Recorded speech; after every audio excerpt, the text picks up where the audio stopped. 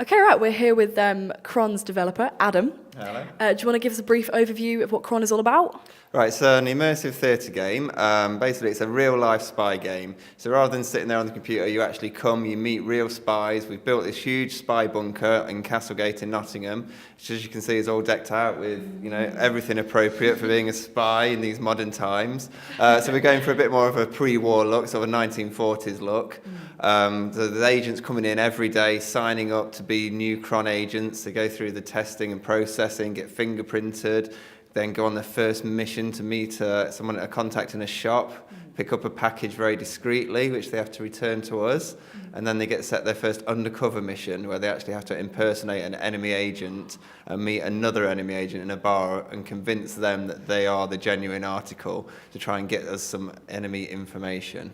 Yeah. So kind of give us a brief, what's sort of like, give me a briefing as an agent, what is kind of MOPS? Right. What do they want? Right, MOP are the Ministry of Provenance, and they're an evil government organisation that's rewriting history. They control the internet. That's why we're using all this old spy tech, because they can't intercept us. We're using carrier pigeons to deliver our messages rather than emailing. So the Ministry of Provenance are rewriting history. We're trying to find the truth about all the conspiracies that they've covered up, all the things that have happened in the past where they've changed it. So now when you look up things on the internet, the ministry have changed all the information. So our agents are working undercover to expose what they're doing and the corruption within the ministry.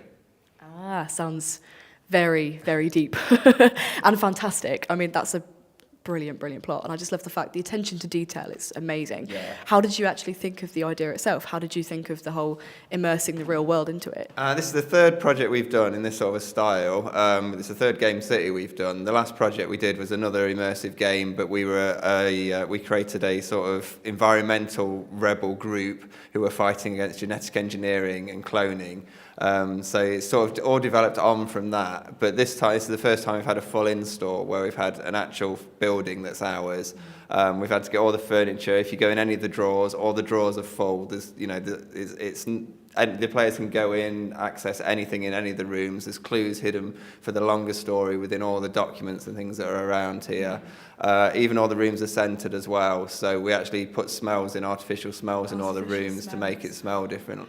So there's like pipe tobacco smell in the Provenance room, and there's beeswax in one of the other rooms. So it all sort of, as soon as you walk in, you are in another world. It really does transport. It really does transport you. How long did it take to do all this sort of the decoration and the detail? Setting up all of this, actually the installs taken 2 months, but we were probably getting hold of stuff for another 2 months before that. So yeah, probably 4 months to get this to the state, standard it is, where we have actually got a fully immersive environment.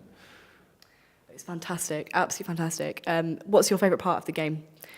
My favourite part is where they have to go undercover and pretend to be an enemy agent. We give them a little briefing about an agent we've intercepted, so a bit of his family history, the department he works for, the names of his pets, the names of his children. So he gets a backstory that they then have to improv and against. They meet their other agent in the bar, and their other agent will ask them a few probing questions to check that they are the right person, which they have to get right and bluff their way through to convince them they are the enemy agent to receive the package. I think that's one of the nicest parts of it. Yeah, that's definitely really, I mean, the wardrobe has just got me, to be honest. Yeah, the fact you walk through a walk-in wardrobe to get here. Because the first time the players come, they only get access to reception, where we process them and book them in and then set them their first mission. Then when they come back, they have their ID card all made and ready for them. They get given their ID card, and then they're basically told, right, you can go into the bunker, and we point to the wardrobe. And the look on people's faces is normally, it's a wardrobe, what? And then they open the door, it's still just a wardrobe, they push the back of it, and they come through, and they're in this huge expanse of a bunker,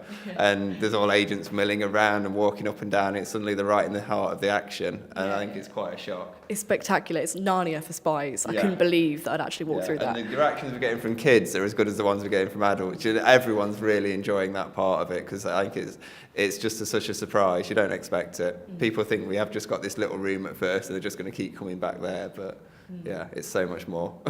Okay, well, thank you ever so much for talking about it. Is there anything else that you'd like to add to?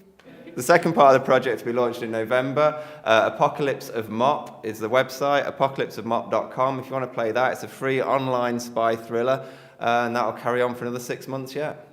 Are there any plans to do any more sci-fi? You mentioned the whole cloning thing before. I quite like sci-fi. We have some plans for a project next year, which is going to be even bigger and even better than this one. And yeah, it's a bit hush-hush at the moment, but it's going to be a much bigger install, much bigger. We're going to have probably a whole building rather than just a basement. So I suppose we can't discuss it here really anyway, can we? Nowhere's safe. Nowhere's safe. Moth are everywhere. Thank you very much, Adam. It's been lovely to speak to you. Thank you. Thank you. Cheers.